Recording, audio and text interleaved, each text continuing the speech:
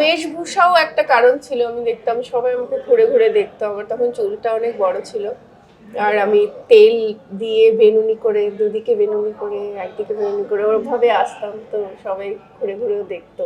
না তোমাকে কোনো হ্যারাসমেন্ট বা এরকমের শিকার হতে হয়েছিল যেহেতু তুমি গ্রাম থেকে এসেছো? ওই সময় প্রথম যে পা দিলাম কলকাতায়, হাওড়ার বাস স্ট্যান্ডে দাঁড়িয়ে আছি, যে কাকু আমাকে নিয়ে এসেছিলেন উনি বললেন তুই একটু দাঁড়া, আমি জাস্ট একটা কথা জিজ্ঞেস করে আসছি। আমি দাঁড়িয়ে আছি, হঠাৎ করে এক ভদ্রলোক এলেন, আমার গায়ে হাত দিয়ে চলে গেলেন। আমি না স্টান্ট হয়ে গেছি, আমি আমি বুঝতে পারছি না, আমি নড়তে পারছি না, আমি কি করবো বুঝতে পারছি না। এই হচ্ছে কলকাতার সঙ্গে আমার ফার্স্ট ইন্ট্রোডাকশন।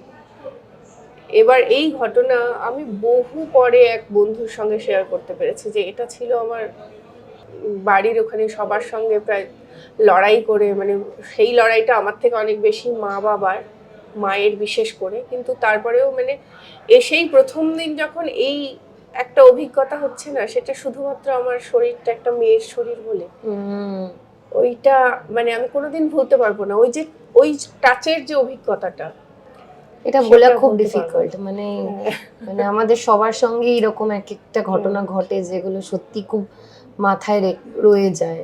হ্যাঁ।